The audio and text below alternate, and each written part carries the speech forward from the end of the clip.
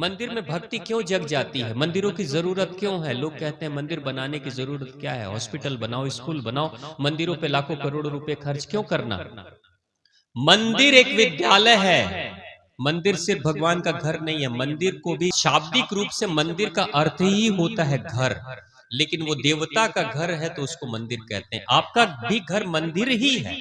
अगर आप उसको मंदिर की तरह रहने लगो, आप खुद देवी और देवता बन जाओ, तो वो घर भी मंदिर ही है। मंदिर में क्या किया जाता है और घर में भक्ति क्यों नहीं हो पाती, मंदिर में भक्ति क्यों हो जाती है? उसके पीछे बहुत बड़ा गहरा वैज्ञानिक कारण है जो हमारे ऋषियों ने बनाया है। मंदिर में जैसे ही आप जाओगे, हमेशा देखना, कई मंदिरों के बाहर पैर धोने के लिए लोगों को पता है, हाथ मुंह धो लो, पैर धो लो, चेहरे को साफ कर लो, जूता चप्पल निकाल दो और उसके बाद से मंदिर में जाना है। तो सबसे पहले उन्होंने क्या किया? पैर की धुलाई की। किसी भी गुरुद्वारे में आप चले जाना, जितने भी बड़े गुरुद्वारे हैं या मंदिरों में भी, बाहर ही वो बना देते हैं जहां पानी रहता है। सबसे पहले व्यक्ति जो भी जाएगा उसका पैर पानी में पड़ेगा। होता है ना, ऐसा देखा होगा आपने? पैर पानी में पड़ेगा, पानी से पैर की धुलाई होगी, उसके बाद हाथ मुंह धो के फिर अंदर जाएगा। तो सबसे पहले क्या हुआ? सारे दिमाग की गर्मी पैर के तलवों से जुड़ी रहती है। तो पैर को जैसे ही पानी में डुबाया गया, पैर हो गया ठंडा। हाथ को जैसे धोया गया, हाथ की गर्मी, हाथ हो गया ठंडा। यहाँ पूरे शरीर का रिमोट कंट्रोल हाथ पे, तो हाथ को कर दिया हमने ठंडा। उसके बाद फिर क्या हुआ? उसके बाद से जब वो आगे की तरफ व्यक्ति बढ़ेगा, तो मंदिर के ठीक बाहर घंटा लगा हुआ है। क्या लगा है? घंटा लगा। वो घंटा कहाँ लगा है? आपके सर के ऊपर लगा है। सर के बराबर नहीं, सर के ऊपर। और प्रत्येक व्यक्ति सबसे पहले घंटा ही बजाएगा, टन से मारेगा। आप लोग भी बजाते हो? तो घंटा बजा के लोग तुरंत निकल जाते हैं, वो सही तरीका नहीं है। आप मंदिर में जाएं, बजाएं घंटा, खड़े हो जाएं वहीं पे। हो सके तो आंख बंद कर ले, क्योंकि घंटा बजता है तो बजते ही रहता है कुछ सेकंड तक। ऐसा महसूस किया ना? यानी घंटा जब बजा तो एक लहर दौड़ गई, और वो जो लहर दौड़ी है, कई जगह पे अष्टधातु, पीतल के, तांबे के, कांसे के घंटी बनते हैं, तो वो जो लहर दौड़ी है, गन गन गन गन करके जो आवाज आ रही है ना, आप जैसे ही आंखों को बंद करके उस आवाज को सुनोगे, तो आपको लगेगा जैसे सर के अंदर से कोई आवाज घुस रही है, तरंगित हो रही है, और पूरे शरीर को तरंगित सर से लेके पैर तक कर देती है। यानी जैसे ही वो घंटा बजा, वैसे ही आपके जितने केंद्र हैं, जितने 7 केंद्र हैं ये बीचों बीच, ये सारे केंद्रों को आवाज के माध्यम से आपने कंपित कर दिया, जगा दिया, जगा दिया। और केंद्र जगते हैं तो वो शक्ति के केंद्र हैं। जब शक्ति के केंद्र जगेंगे तो शक्ति मिलेगी, यानी आपकी शक्ति बढ़ेगी। इसलिए आपने देखा होगा कि पहले, आज पता नहीं गांव में होता है कि नहीं, पहले कोई माँ जब बच्चे को जन्म देती थी तो लोग थालियां पीटते थे। ऐसा होता था बाबूजी? कितने लोगों ने देखा है ऐसा? हाथ उठाइए। ऐसा होता था, थाली पीटते थे। आज थाली पीटते हैं? आज थाली पीटते हैं? कितने लोगों के घर में थाली पीटी जाती है? पीटते हैं आज भी? क्यों थाली पीटी जाती है? लोगों को बताने के लिए कि राशन कार्ड का नंबर बढ़ गया? ऐसा नहीं, बहुत गहरा विज्ञान है। और थाली कौन सी पीटते थे? एल्यूमिनियम वाली कि स्टील वाली? कौन सी? पीतल। हाँ, पीतल की थाली। जो हमारे कांसे पीतल की थालियां होती थी वो पीटते थे। क्यों और कहां से पीटना शुरू करते थे? सबसे पहले उसी घर में, उसी कमरे में जहां बच्चे का जन्म हुआ। क्यों पीटते थे? क्यों? बच्चे का जन्म हुआ तो, हाँ, बच्चे का मतलब बेटा का, अब बेटी का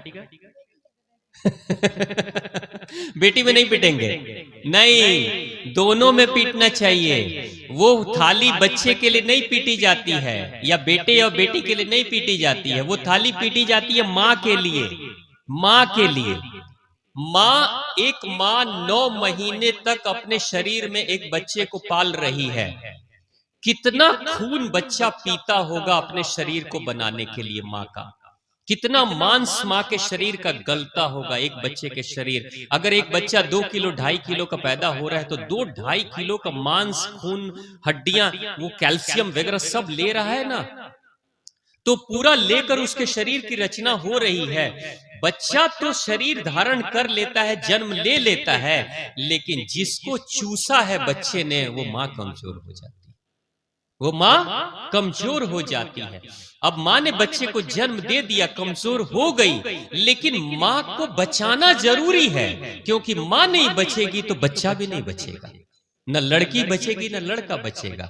इसलिए मां का बचना जरूरी है। तो मां की जो घटती हुई ऊर्जा है, जो घट गई है ऊर्जा, उस ऊर्जा को बढ़ाने के लिए उसी के सर के सामने सबसे पहले थाली पीटते हैं, सर के सामने, मां के सर के सामने। क्यों? क्योंकि यहीं पे जहां आप लोग बिंदी लगाते हो, तिलक लगाते हो, यहां आज्ञा केंद्र है, इसको आज्ञा केंद्र बोलते हैं। ये आज्ञा केंद्र जैसे गाड़ी में ड्राइवर गाड़ी को, इंजन को आज्ञा देता है ना कि तुमको 1 नंबर गियर पे चलना है कि 2 पे कि 4 पे चलना है, आज्ञा तो ड्राइवर देता है। तो ड्राइवर जैसी आज्ञा देगा वैसे ही गाड़ी चलेगी ना। तो उसी तरीके से ये आज्ञा चक्र है मस्तिष्क का, दिमाग का, पूरे शरीर का। लेकिन धीरे धीरे शरीर मां का जब कमजोर हुआ तो चक्रों की शक्ति भी घट गई है। अब उन चक्रों की शक्ति को बढ़ाने के लिए, ताकि वो मां और कमजोर ना हो जाए, उसकी शक्ति को बढ़ाने के लिए थाली उसके सर के सामने पीटते हैं ताकि वो कंपन पैदा हो। अब एक बात सोचिए, हर किसी के घर में घंटी, मंदिर वाला घंटा तो होगा नहीं ना, तो घंटा कहां से आएगा? तो क्या करेंगे? थाली तो सबके घरों में होती थी, आज है ना एल्यूमिनियम की और स्टील की थाली, पहले तो वही थालियां चलती थी।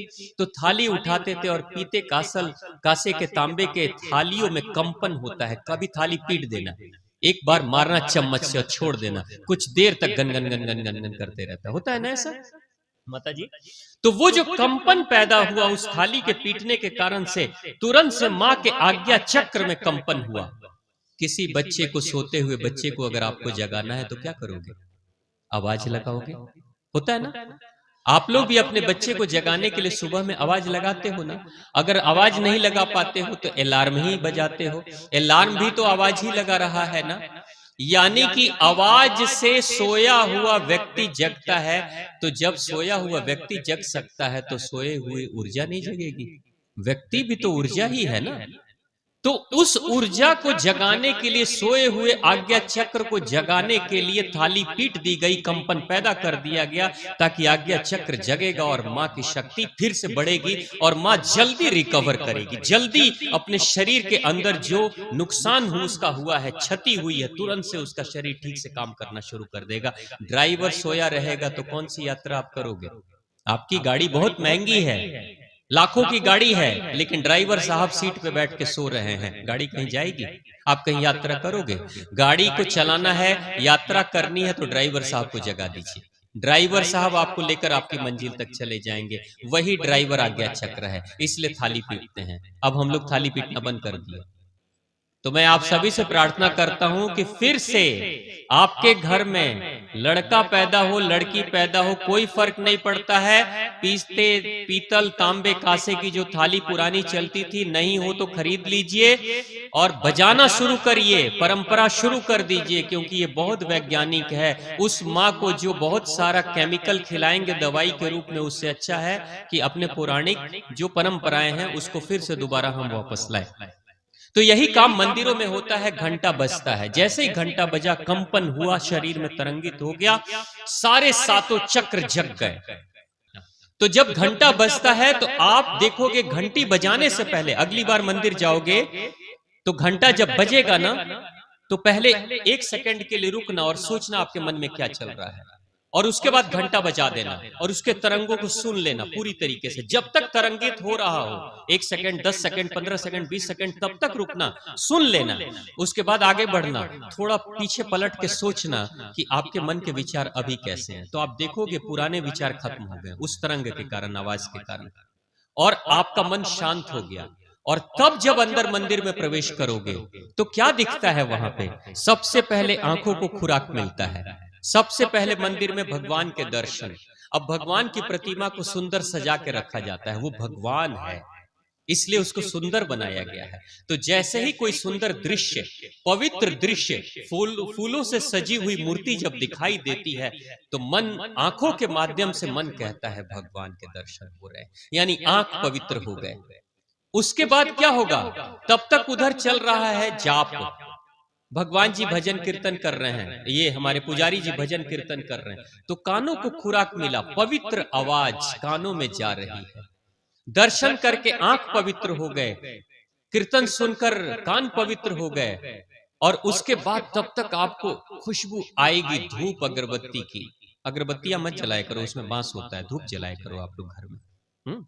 तो आपको धूप की खुशबू आएगी, लंबी गहरी सांस लोगे, कितना मन शांत और पवित्र हो जाता है जब अच्छी खुशबू आपको मंदिर में मिलती है। तो जैसे ही नाक के माध्यम से खुराक मिला, पवित्र खुशबू आ गई, मन शांत हो गया, है ना। और भजन कीर्तन हो रहा है, ताली बजा रहे हो, भजन भगवान का नाम ले रहे हो, कुछ लोग नाचने गाने भी लगते हैं या ध्यान करते हैं, और उसके बाद जो हमारे पुजारी जी क्या है, बाद में वो आपके हाथ में प्रसाद पकड़ा देते हैं। वो प्रसाद कैसा होता है? जरूर कुछ ना कुछ स्वादिष्ट होता है, अच्छा होता है।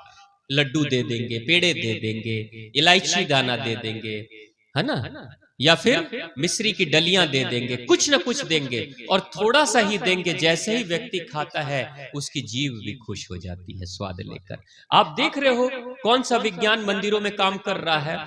सारी इंद्रियां, देखने वाली इंद्रियां शुद्ध हो गई, सुनने वाली इंद्रियां कान शुद्ध हो गई, सूंघने वाली इंद्री नाक शुद्ध हो गई, चखने वाली जिह्वा शुद्ध हो गई प्रसाद खा के, और भजन कीर्तन में ताली बजाकर शरीर रूपी इंद्री, स्पर्श रूपी इंद्री शुद्ध हो गई। तो आप पांचों तत्व, पांचों इंद्रियां, ग्रहण करने वाले 5 द्वार जो हैं, चाहे आंख से ग्रहण करो, नाक से ग्रहण करो, कान से ग्रहण करो, जीभ से ग्रहण करो, या शरीर के स्पर्श से ग्रहण करो, सबको आपने शुद्ध कर दिया।